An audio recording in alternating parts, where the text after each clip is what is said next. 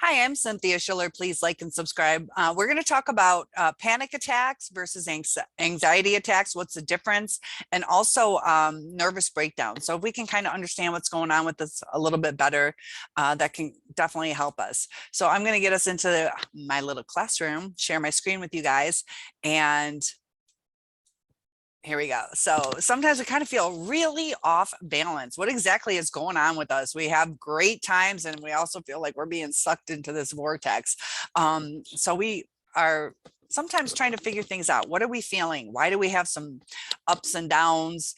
And the difference between an anxiety and panic attack, there are some differences. The similarities right here you can see is both of them will start to have those heart palpitations. Your heart's going to feel like it's pounding. Your pulse rate's going to be up. You might have some numbness or tingling. I get that in my hands sometimes. And you're going to have shortness of breath. At times, maybe you start to feel dizzy, a little weak and unsteady, often faint or lightheaded. Lightheaded. You're going to start to shake and tremble. I do that. It's common, kind of from that like CPTSD that a lot of us have, and that's normal. Unfortunately, it's something we have to work through. You're going to feel like nauseated, abdominal distress, whether it's constipation or gas, diarrhea. Just some things are going on in your gut, also your belly. You might have like acid reflux, or sometimes you can get ulcers from the stress that we go through. But you're going to have some chills, heat sensations. I know right now I'm overheated, but I have been like really chilled. Almost all the time, where I have to wear like multiple sweaters, and a lot of that goes on with like my tingling sensations and the trembling and shaking, to where it's kind of sad, the stuff that I went through, to where 74 degrees and my jaw will kind of like start chattering, and it's hard to form facial words. You can't almost like control it. It's a weird sensation. Just depends on how deep the abuse went, how long you let it continue before you got out of it. Chest discomfort, I get that almost daily, to where it feels like a tightness to me, and it's kind of ongoing, or sometimes it'll come out of nowhere. Sometimes you might have sweating, whether it's all over your body, under your arms, just on your chest. It's just your body reacting to everything. So anxiety, you're going to have restlessness, and that does not go along with a panic attack. So if you're restless, it's more anxiety. You might be a little on edge. Often with anxiety, you're tired, you're fatigued, hard to concentrate. Your mind might actually go blank. You're like, what was I just thinking? Or you go into the other room to get your keys and you have no idea why you're in that room. Irritability, you got a lot going on with you. So it's harder to control. You lash out at people sometimes, or snap back, or just don't feel right. You just feel on edge. Your muscles can be tight. There's some muscle tension going on. The sleep problems go along with the restlessness. You may have some nightmares, worrying about what the future is going to bring. Nervousness, to where you should feel comfortable going into certain things, but you're nervous about what the future holds, because our present time was taken from us. And we often, when we ruminate, we're looking at the back portion of our lives, because we're trying to find this balance. So we're nervous about what the future holds, because we don't have a present, because we're kind of stuck in this rumination. Our past was a lie, so we're nervous. What lies ahead for us? Who do we trust? So if you're going through some panic attacks, you'll have sensations of smothering. You kind of have a tightness in your throat, like you're choking, harder to swallow. Here you do have the chest pain, and sometimes you feel like you're gonna die. That it's so intense. The chest pain is so intense that you think you're gonna die, or you have like Sorry, I'm supposed to teach a class and I canceled it. Sorry about that. I thought I canceled it. So, one sec, guys. Thank you. Sorry. So the fear of dying, feelings of being detached from oneself. So you're in such a panic mode that you're almost outside your body. And that's where part of the reason that you feel like you're going to die is because you feel this detachment. You feel disconnected from the world. It's like I always said, like living in the twilight zone. It just doesn't make sense. Like I'm alive, I'm here. Sometimes you are like an observer. Just don't feel like you're in this world. So the difference, let's talk about that a little bit more, because here you see the rainbow. We're trying to get this rainbow all situated to where it's bright and beautiful, how it should be. And that's our life, the rainbow, the beautiful ending. So here, the panic attacks are usually quick, much more intense often. And based on anxiety attacks, it's usually over a longer period of time. You feel anxious and unsettled. But the panic attacks, they can come out of nowhere. Sometimes they're expected, others are unexpected. We'll talk about that more in a minute. So like for anxiety, we talked about the muscle tension, disturbed sleep, difficulty concentrating. I have that a lot. The fatigue. So get yourself some rest, let your mind rest. But it's hard because you're going through that restlessness because you got all that stuff going on in your head. So when you start having a panic attack, you can feel it coming on. Sometimes they're pretty quick, but it's shaking, chest pain, and discomfort. Now, this is where you got to be careful because you can, anybody can have a heart attack. Know what your health is. You can have something so extreme that you could have a heart attack. So you shouldn't be dismissive of it. But it's, if you have several panic attacks, running to the hospital all the time. So it might be good to maybe get on some antidepressants, things like that. So you're not just always running to the hospital because you're trying to take care of your body. You don't want to dismiss a heart attack as a panic attack. So be cautious on that, but also be aware of what you're going through. Chest pain and discomfort is part of panic attacks. Those heart palpitations, you're going to feel like a pounding in your chest. And that's why you feel this fear of dying or losing control. You're freaking out. You think you're about to die. And a lot of that's related to our heart. We know that our heart sustains our life. We have to have a working heart. And when it feels off, we feel it kind of like malfunctioning in a way.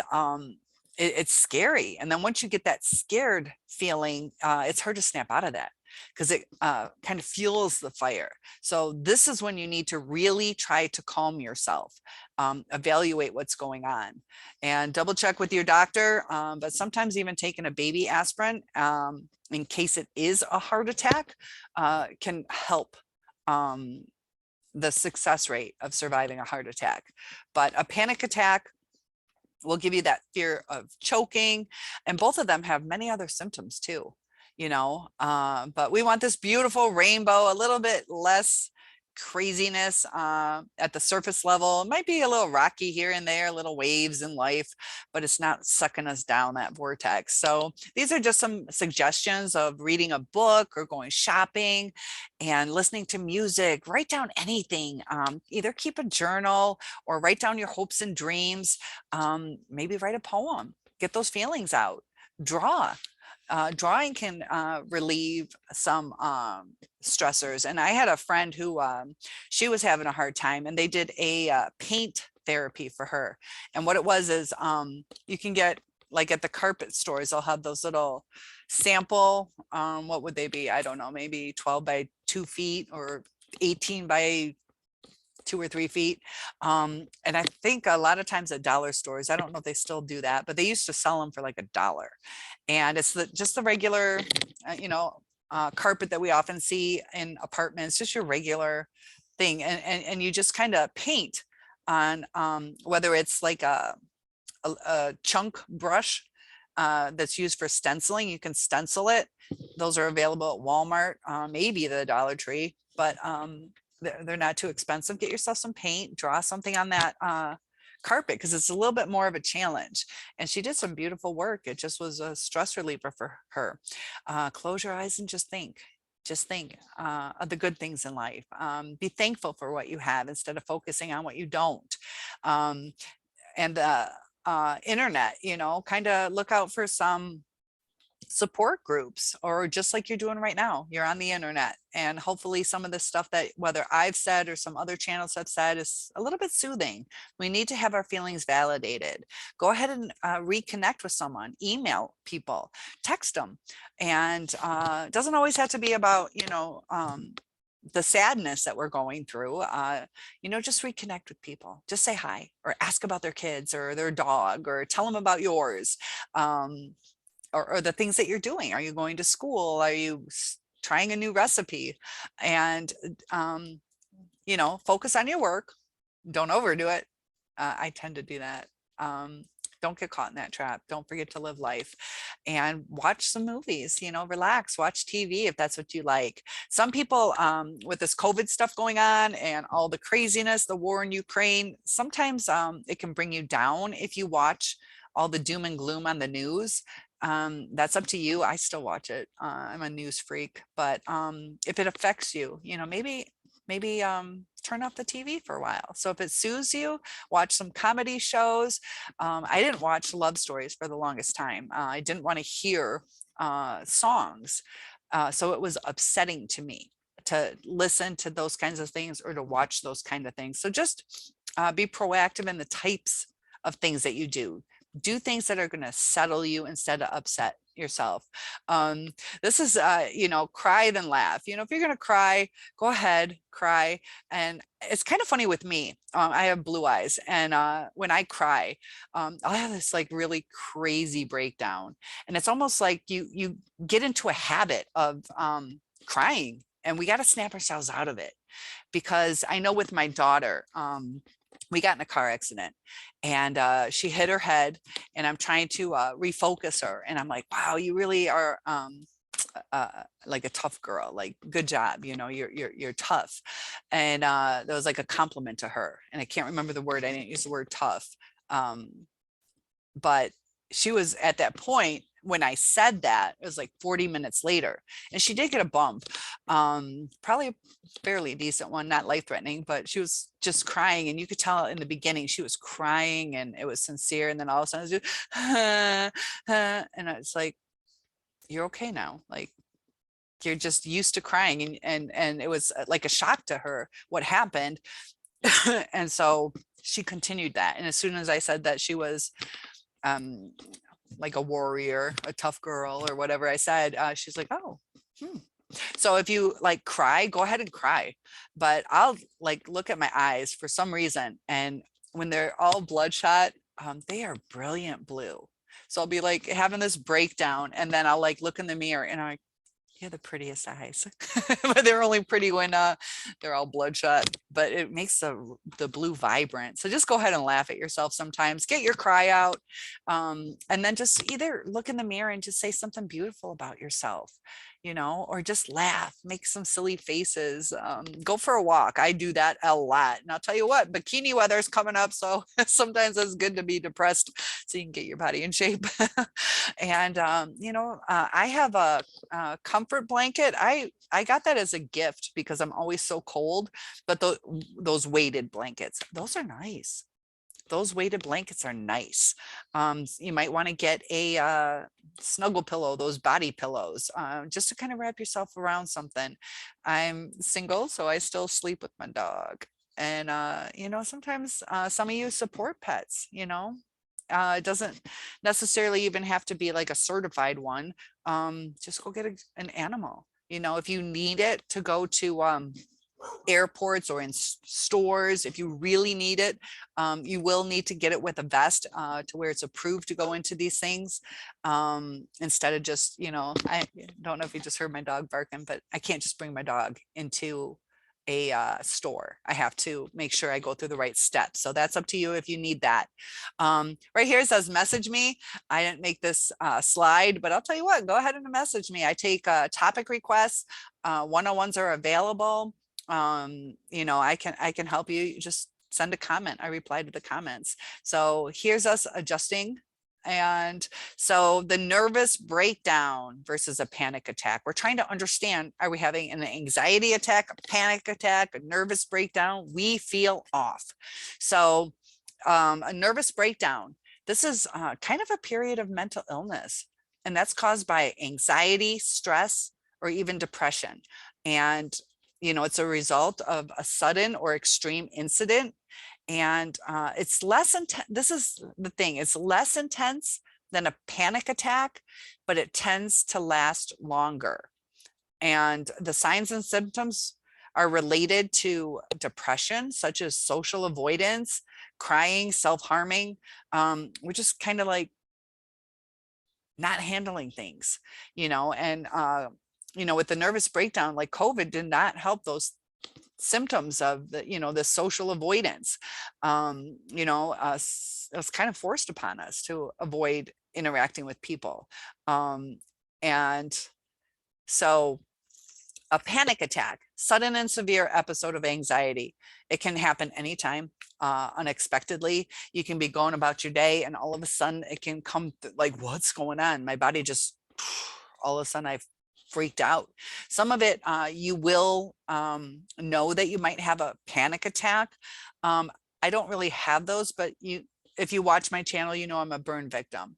So I stay away from barbecues because the barbecue exploded and I caught on fire. But you know, if I was to have a panic attack, being around a barbecue, it would be expected. I know it would be expected, but an unexpected one would be where, you know, I'm just shopping and all of a sudden it comes over me. So they can happen either way. They can occur at any time, anywhere, no reason at all. So that's the panic attack, no reason at all. I had a teacher who all of a sudden would kind of go into a panic attack. And I had another teacher who panicked when she smelled perfume because she's allergic to it. So she was scared that, you know, she went into a panic attack, freaking out because of a memory from her from an allergic reaction. So these are more intense, usually end within an hour. So that's kind of nice to know. But you take some mental energy to calm yourself. It's based on this fight or flight response. And you got that increased heart rate, you got trembling.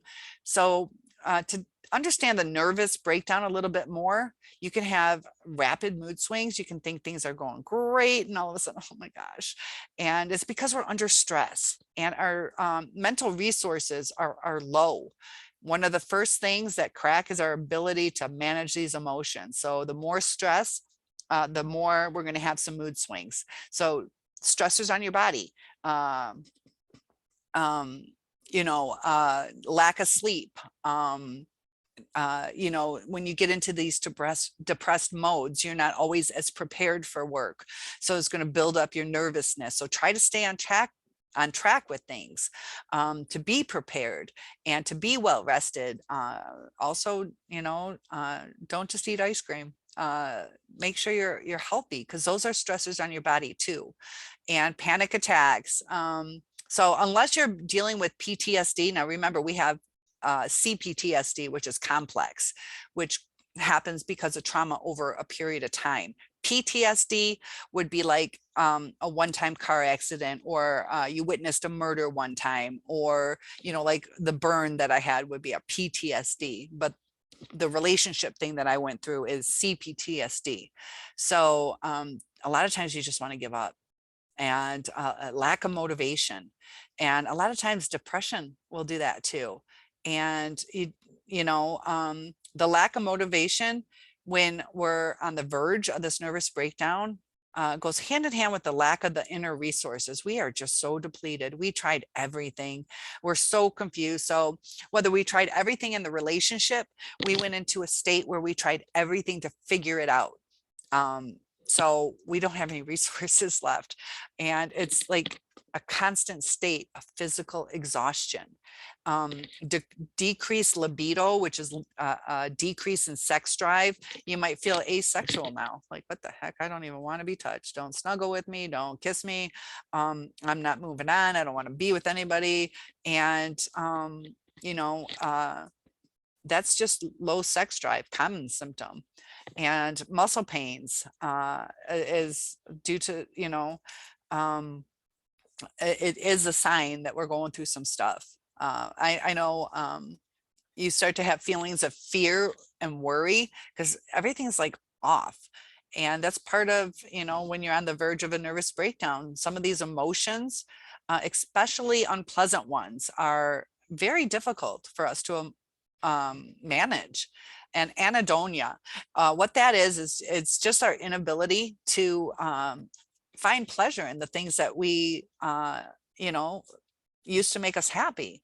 You know, so now me going to family picnics, like, this sucks, I'm all alone, you know. All right, just like I said, watching movies, love stories, you know, let's watch a love story, let's watch a movie together. And I'm like, I don't like that.